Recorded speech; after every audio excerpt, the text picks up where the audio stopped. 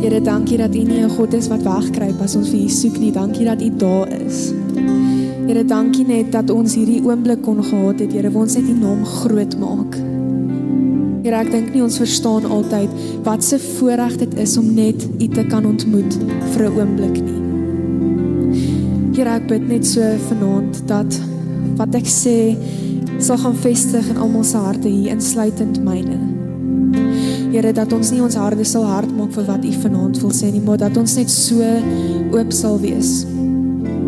Ja, Here, dankie net vir alles wat U vir ons doen. Ons is so opgewonde vir vanaand. Ja, come have your way.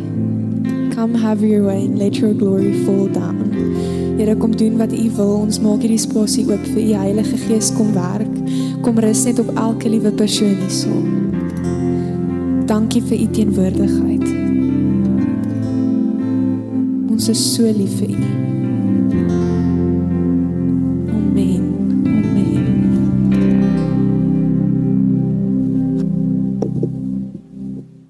Ek weet nie van julle nie, maar daai was vir my fantasties. Oh my word, ek love worship. En ek dink dit is so gepas, want vir die van julle wat nie weet nie, vanaand se preek gaan eintlik in waarheid oor aanbidding. En ek gaan vir julle iets sê, en ek is nogals nuuskierig wat julle vir my gaan sê, as ek vir julle vanaand sê, dat aanbidding nie is wat net 'n liedjie sing nie. Ja, aanbidding is nie net 'n liedjie sing nie. Dat jy in waarheid elke liedjie uit volle bors uit kan sing en nog steeds nie aanbid nie. Maar inteendeel, dat jy kan stil staan, net luister en dan aanbid.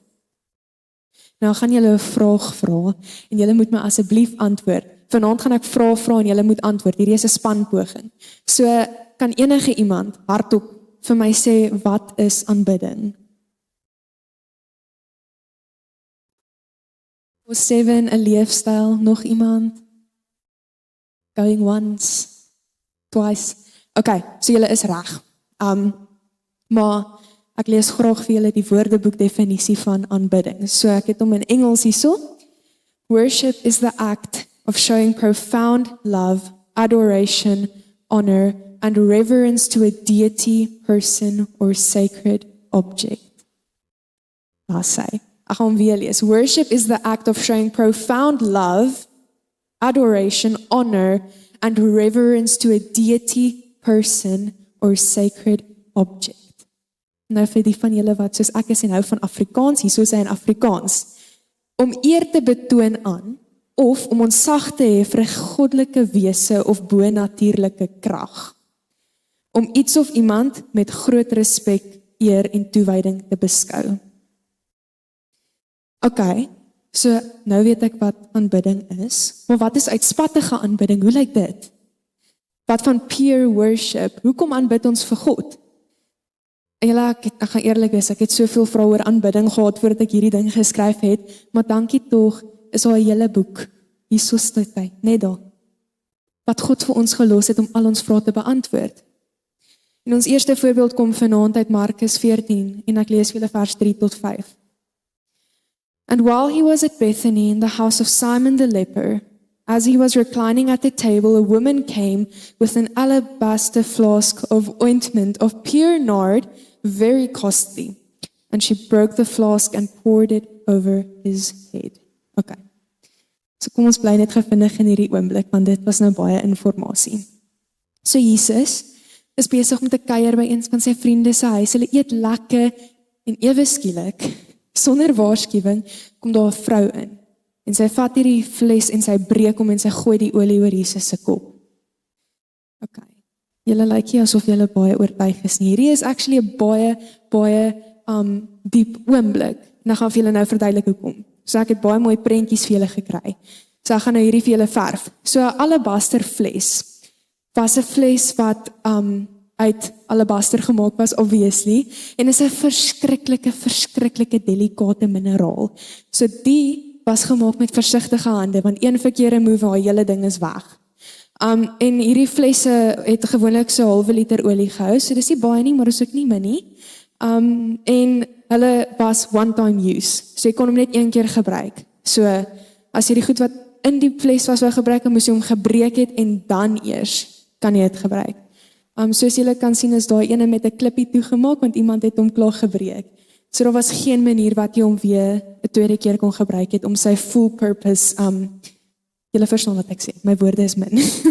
Okay, so hierdie kom van Egipte af, so dis ook baie redelik ver van Israel af. En wat in hierdie fles was nard. Nou die volgende prentjie is 'n baie mooi blommetjie.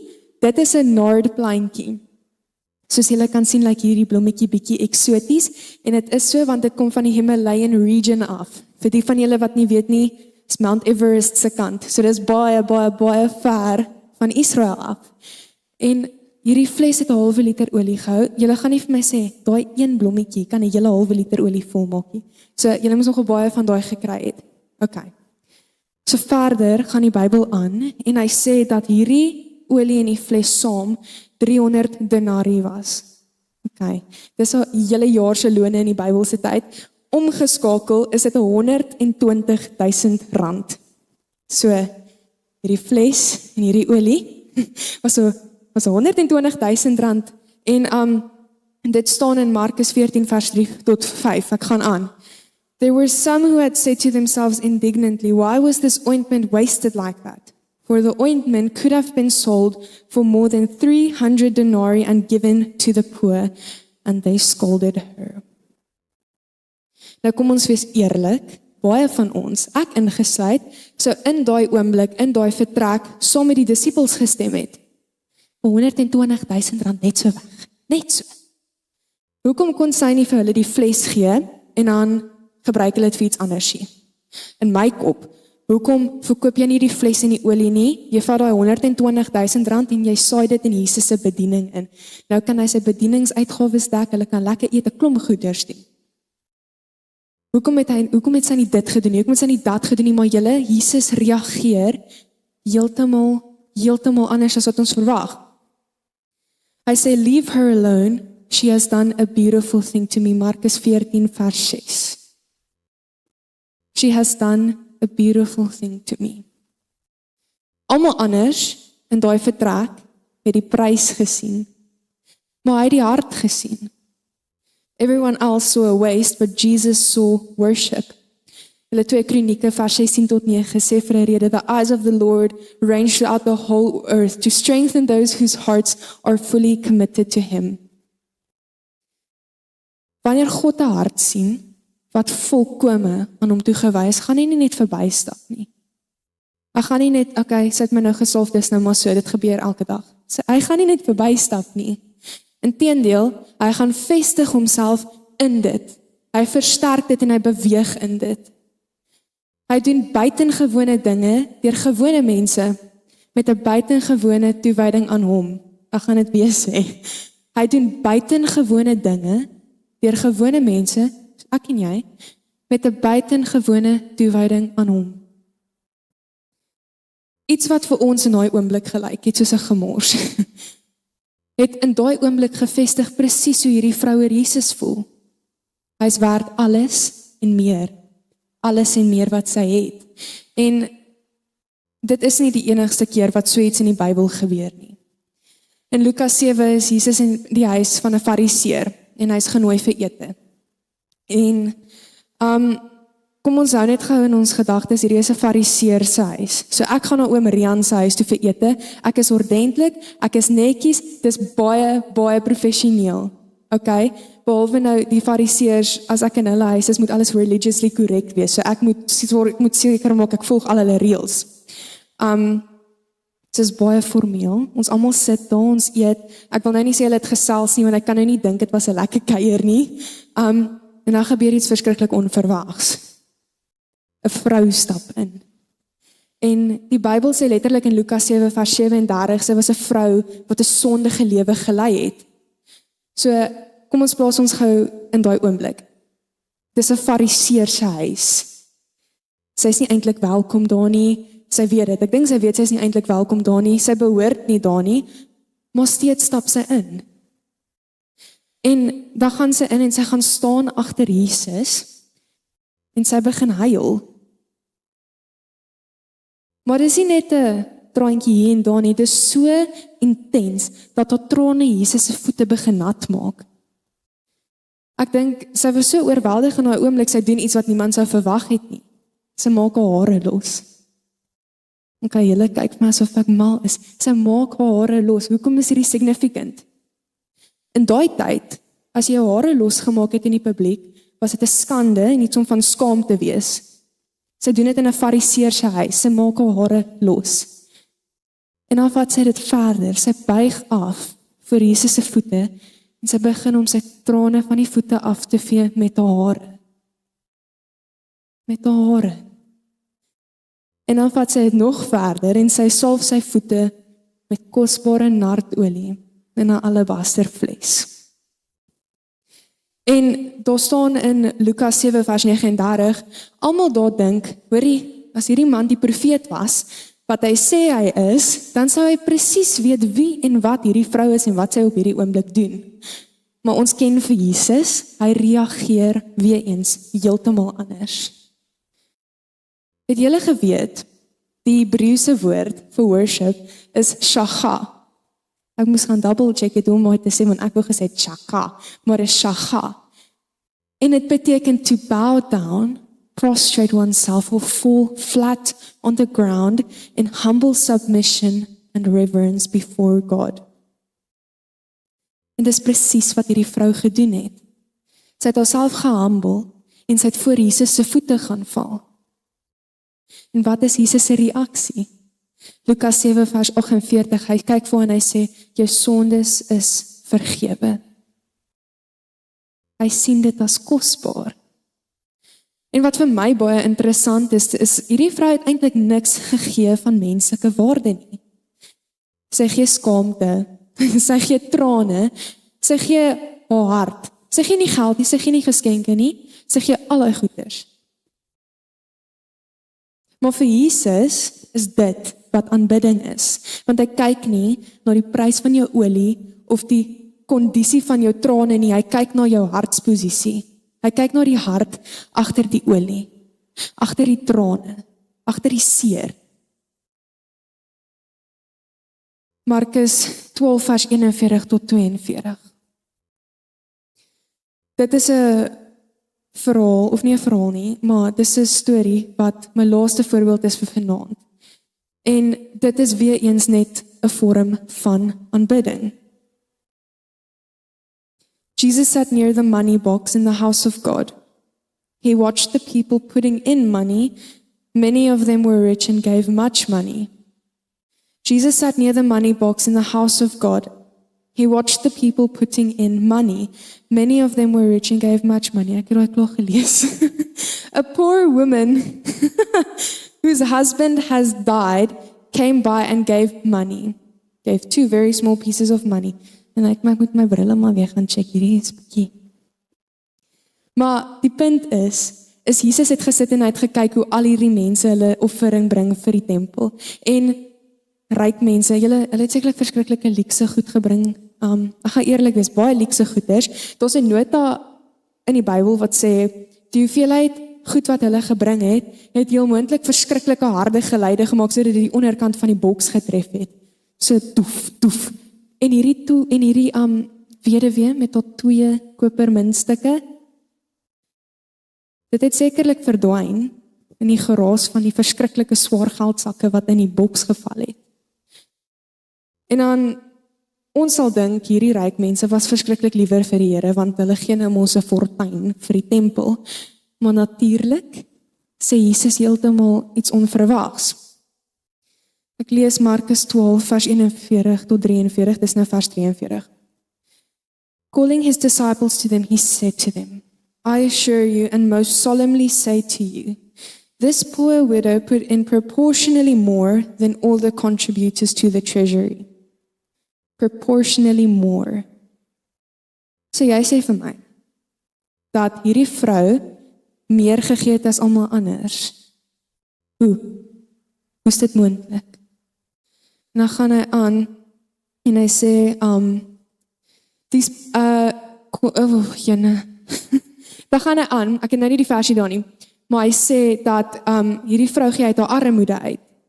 Almal anders gee uit hulle rykdom uit, maar sy gee uit haar armoede uit. En met dit wil ek sê, Hierdie vrou het alles gegee wat sy gehad het, al het sy geweet sy sou slegter afgewees het na die tyd. Sy het net 2 kopermuntstukke gehad en sy het dit gegee vir die Here.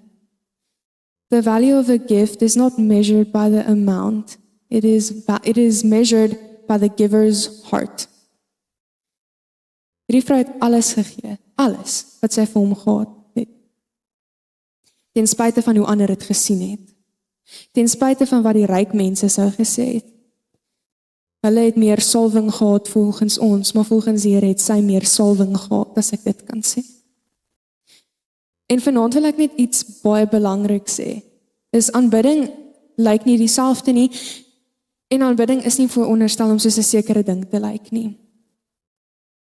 Ek het net op en af gespring met my gitaar, my hande gelig en gedans, en dis 'n vorm van aanbidding. Daar's ander mense wat kniel, daar's ander mense wat huil, daar's ander mense wat net luister. En dis oukei. Aanbidding is nie iets wat ons veronderstel is om te kyk nie. Is nie iets wat ons veronderstel is om net te hoor nie. En is definitief nie iets wat ons veronderstel is om te meet, vergelyk of ontleed nie. Aanbidding is iets waarin jy moet ingaan. Aanbidding is 'n leefstyl. En kan ek eerlik wees, van my diepste oomblikke aan aanbidding, was as ek stil gestaan het, stil gebly het en gewag het vir die Here om my te kom ontmoet. Nie as ek op en af gespring het en die hype gejaag het nie, as ek stil was. God wag nie vir 'n spesifieke vorm van aanbidding om in dit te kom beweeg nie, hy wag letterlik net vir 'n hart wat totaal en al oorgegee is aan hom. Die doel van aanbidding is nie om iemand anders te mirror nie. Die doel van aanbidding is ook nie om te kyk wie lyk die mees geesvervuld nie, dis nie om te kyk wie sing die mooiste, dans die mooiste wat nie, want dit is nie 'n kompetisie nie. Matteus 15 vers 8 vers 9 tot 9 sê, "These people honor me with their lips, but their hearts are far from me. They worship me in vain, and their teachings are merely human rules." Ek kan vanaand hier voor julle staan en lyk asof ek vir God aanbid, terwyl my hart duisende kilometers weg is van die Here. Ek kan julle baie maklik oorreed, maar kan ek hom flous? Nee, ek kan nie. Mense sien die uiterlike, maar ons vergeet, God doen nie dit nie, hy sien die innerlike, hy kyk na jou hart. En die vraag is nie of my aanbidding vir julle mooi lyk nie, die vraag is, doen ek dit vir hom of doen ek dit vir julle? Doen ek dit sodat julle na die tyd na my toe kan kom en sê, ja, jy het so mooi gesing, of doen ek dit want ek reageer tot sy grootheid? Worship was nog nooit bedoel om 'n performance te wees nie. Dis iets waarin jy moet ingaan. Jy stap in sy teenwoordigheid en jy perform nie vir sy teenwoordigheid nie, dis daar. Moenie toelaat dat jy ooit in 'n kamer soos hierdie sit en kyk hoe ander mense 'n ontmoeting het met die lewendige God en jy het nie. Moet nooit toelaat dat jy kyk hoe ander mense 'n alabasterfles moment het nie, terwyl jy te bang is om jou alabasterfles te breek nie. God is nie die God van net almal ander se stories nie, hy wil jou storie ook hê. Die doel van aanbidding is om op 'n opregte manier te reageer tot die grootheid van God. Hy wag nie vir 'n perfect performance nie, want uitspattige aanbidding gaan nie oor hoe loud jy is nie, dit gaan oor of jy aan hom behoort of nie. En ek voel so ek moet vanaand met julle hierdie storie deel oor aanbidding en my persoonlike lewe, want ek kan nie vir julle hierdie goed preek as ek dit nog nie beleef het nie.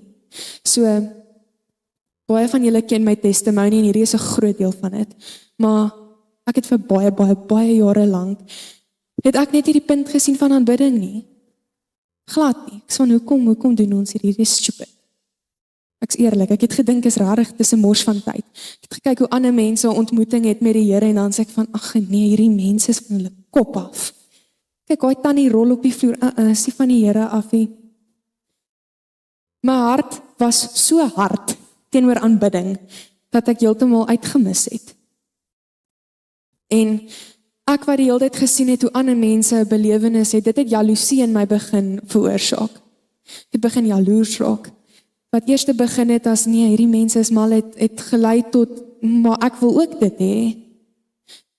En ek het een Sondag, het was 'n random Sondag, ek is van, okay, kom ek kyk, Ek gaan my hart oopmaak, ek wil hê die Here moet my kom ontmoet, want ek wil ook dit beleef.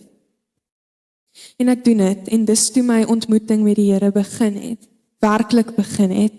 En julle gaan eerlik wees, dit het baie lank gevat voordat ek verlos was. 3 jaar, dit het my 3 jaar gevat, voordat ek totaal en al verlos was. Maar een oomblik in aanbidding het alles verander. Want ek was bereid gewees om totaal en al oor te gee na hom. My lewe was verander.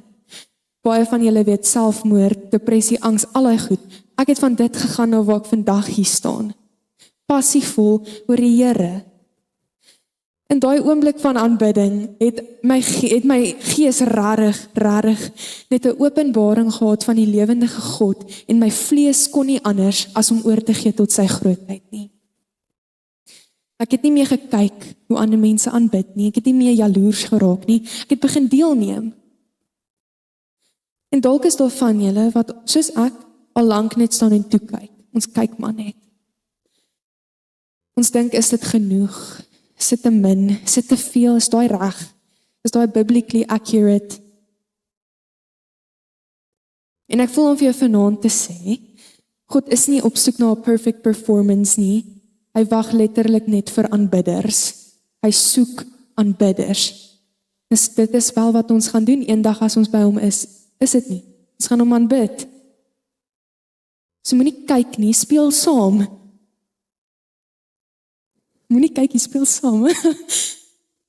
Al hierdie mense het hulle dierste offer vir die Here gegee. Al was dit groot, al was dit klein. So die vraag vanaand is, wat is in jou alabaster fles? Is dit jou tyd, jou geld, jou drome? Is dit jou vriende, jou populariteit, jou trots, jou gemak? Wat is dit? Het jy 'n alabaster hart? As ek vanaand vir elkeen vir julle kom vra, gaan julle vir my met volle selfvertroue kan sê, Jesus is werd alles wat ek het en meer, en nie net my leftovers nie. Daar is mense wat hulle hele lewe lang spandeer om aandag te soek. Aandag van mense, aandag op sosiale media, aandag in verhoudinge. Maar Jesus hoef nie te veg vir hierdie aandag nie, want hy's klaar werd. He's already worthy of your attention. There's no need for him to fight for it because he deserves it. En dalk moet sommiges van ons vanaand terugveg vir ons aanbidding. Nie teen mense nie, maar teen afleiding. Teen koue harte, teen passiwiteit, teen kyk sonder om deel te neem, kyk sonder om te speel.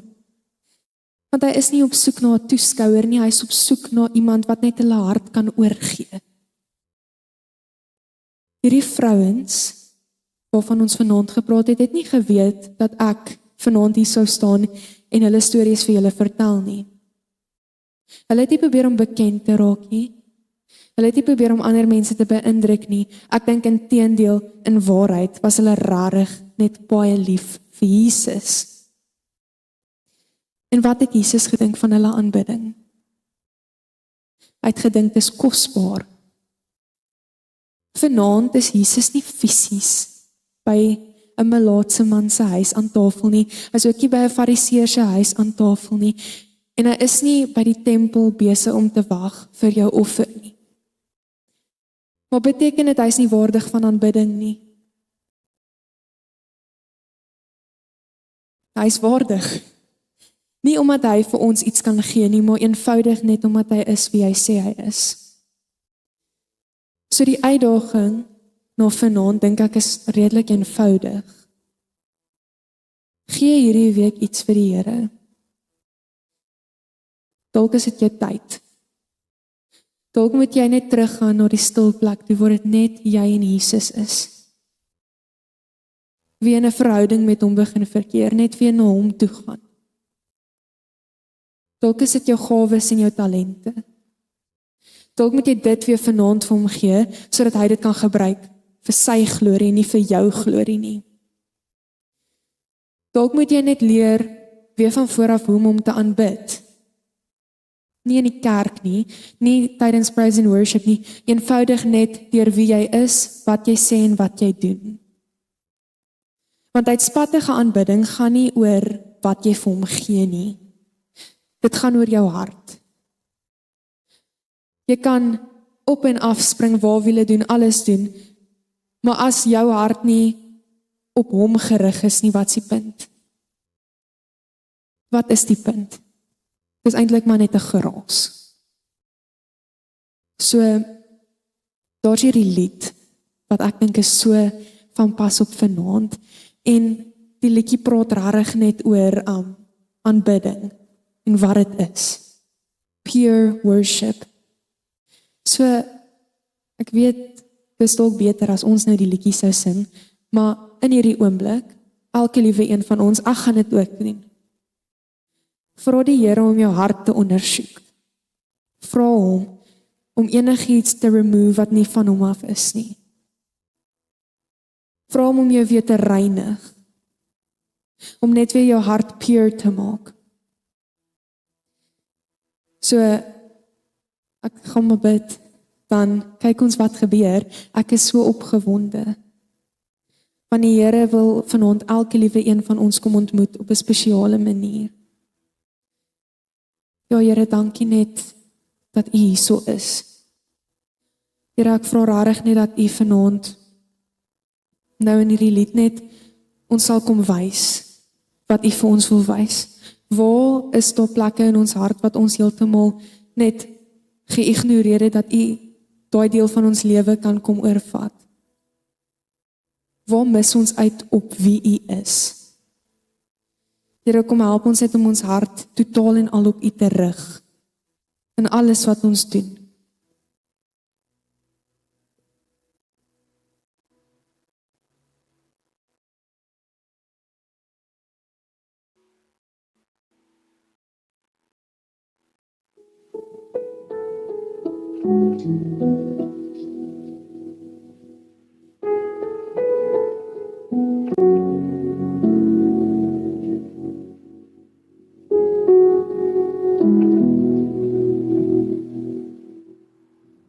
Coming back to just me and you, just a heart song singing out of tune. I remember the simplicity, just to feel you here was everything. Stunned by your beauty, this is my offering, not for anything that I could gain, just to honor you and bring you praise, like a fragrance broken on the floor. May my worship be pure. There's no motive, there's no hidden catch.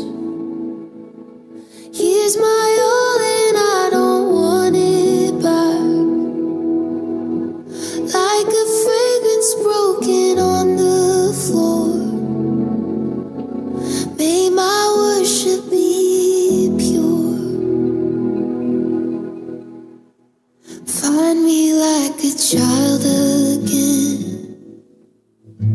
full of wonder, full of innocence. Before anything got in the way, any dream or any accolade, you make it easy, easy to bring me. Not for anything that I could gain, just to honor you and bring you praise, like a fragrance broken on the floor. May my worship be pure. There's no motive, there's no hidden catch. Here's my all and I don't want it back. Like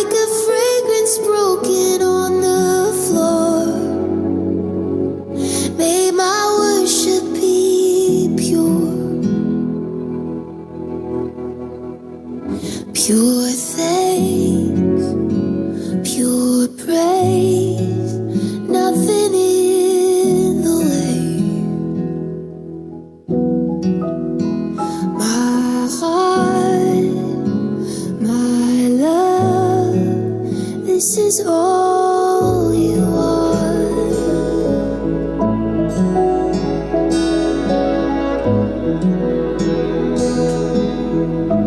This is all you are. This is all you are. Oh Jesus, this is for you. Oh Jesus, this is only for you.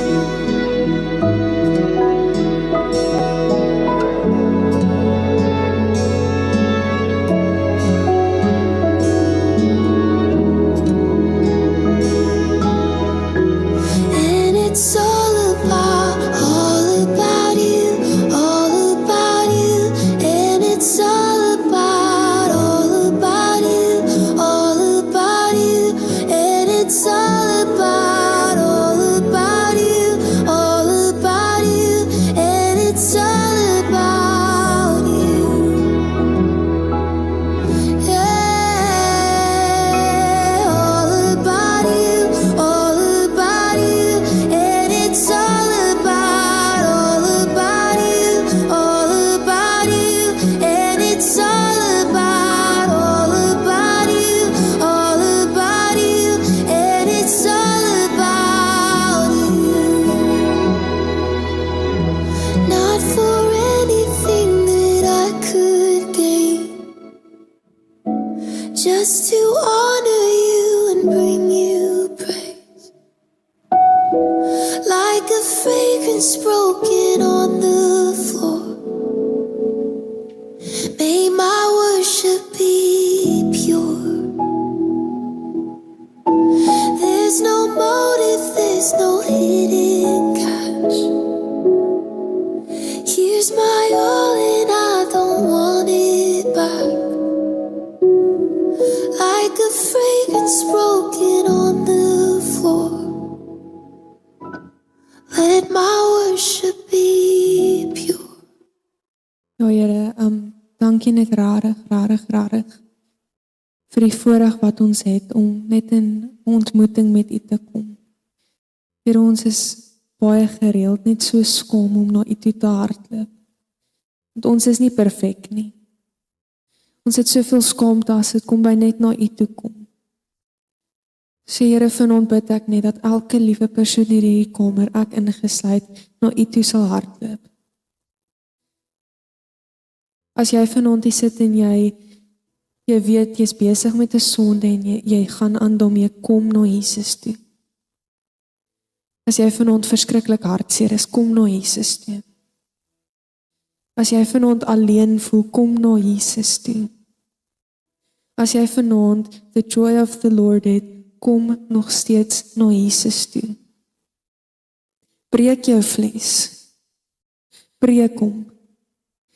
Want ons dink, ons gaan soveel verloor. Breek jou vlees. Die Here soek jou storie. Hy soek jou aanbidding. Hardloop na hom toe. Gaan sit weer by sy voete. Gaan sit weer by sy voete en vra. Begin 'n verhouding met hom.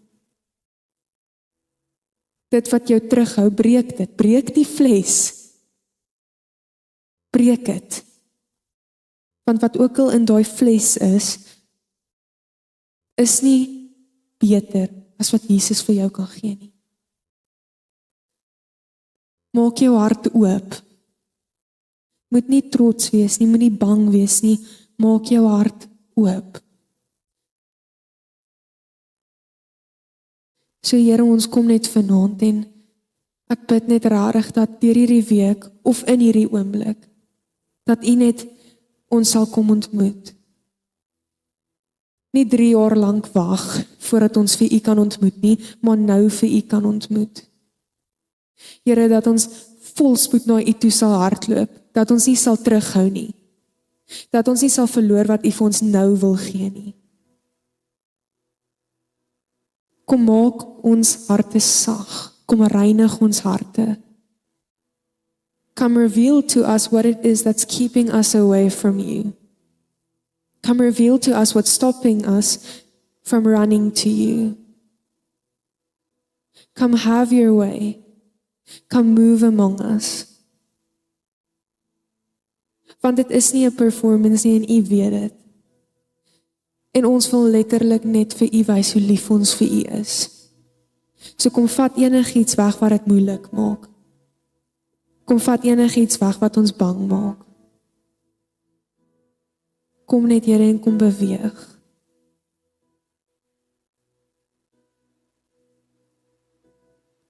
Ons is so lief vir u. En ons wil dit vir u wys. So vanaand breek jou alabastervlees. As dit jou tyd is, breek hom. Gaan terug na die binnekamer toe, gaan spandeer weer tyd by hom. As dit jou vriende is, breek die vlees. Hy is die enigste een wat jy nodig het. As dit angs is, breek die vlees. As dit depressie is, breek die vlees. Want sy teenwoordigheid en sy liefde het soveel meer vir ons. Amen. Terwyl jy net so sit, breek die vlees. Breek die vlees. Terwyl Zia so praat, kom hierdie woorde by my op en jy het dit meer nodig as wat jy dink jy het. Maar jy dink jy is te bang om jou vlees te breek, want jy is te bang oor wat jy gaan verloor. Jy kan nie verloor. Ek het hier geskryf net, hier is mense wat vanaand 'n vlees vol skaamte het. 'n vlees vol trane. 'n vlees vol frustrasie. Breek jou vlees. En dan is die mense wat vanaand 'n vlees vol donker.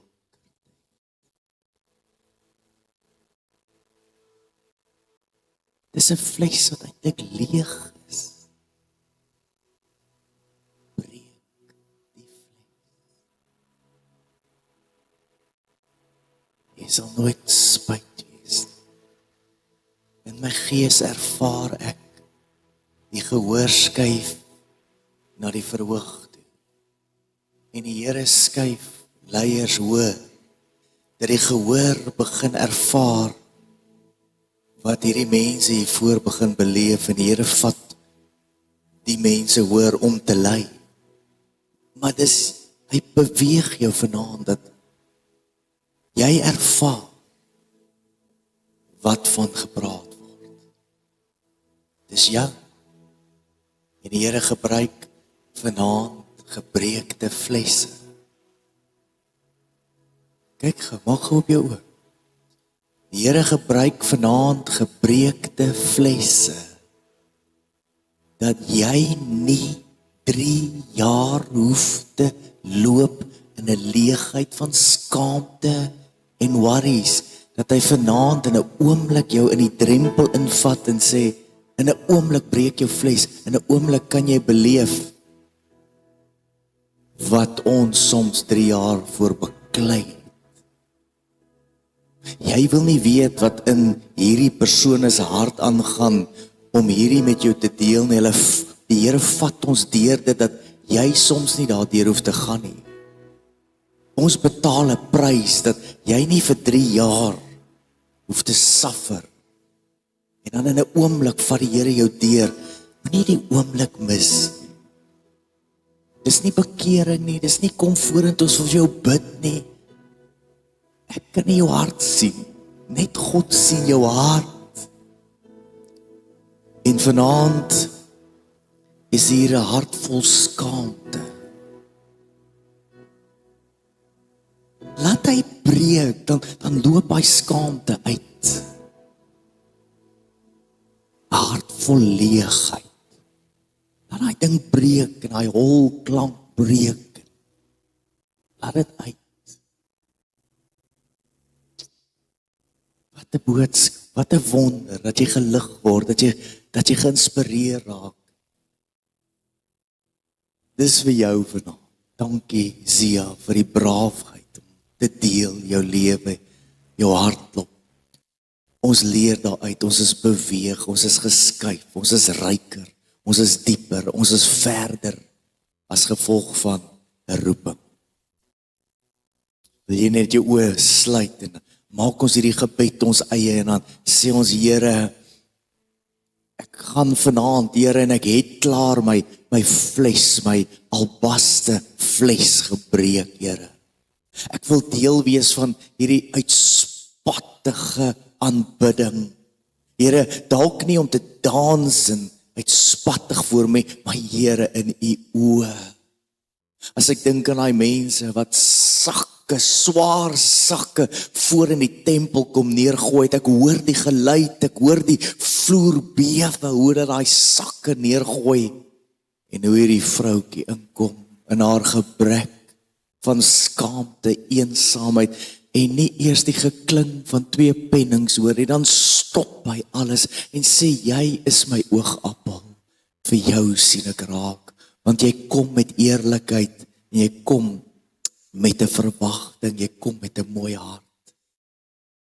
Jy kom met 'n hart soos Dawid se, wat jy nie jou sonde wegsteek nie, jy kom aangehardloop na my toe soos die verlore seun. Jy hardloop nie weg nie, jy kom nader. Dis wat Zia vanaand vir ons probeer sê, is dat jy jou hart oopmaak en nader kom, want hy wil jou vul. Jou trane vervang met seën en jou leegheid vervul met volheid en jou water verander in wyn en jou siekte verander in gesondheid en jou effort seën met genade.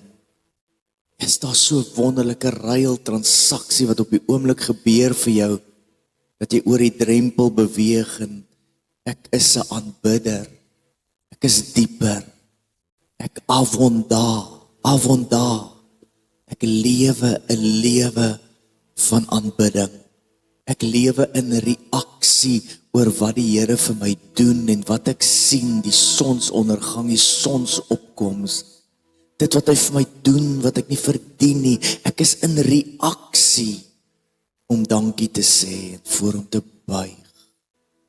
Mag jy dieper lewe na vanaand, mag jy hoër lewe na vanaand. Ons bid dit jou toe in Jesus naam.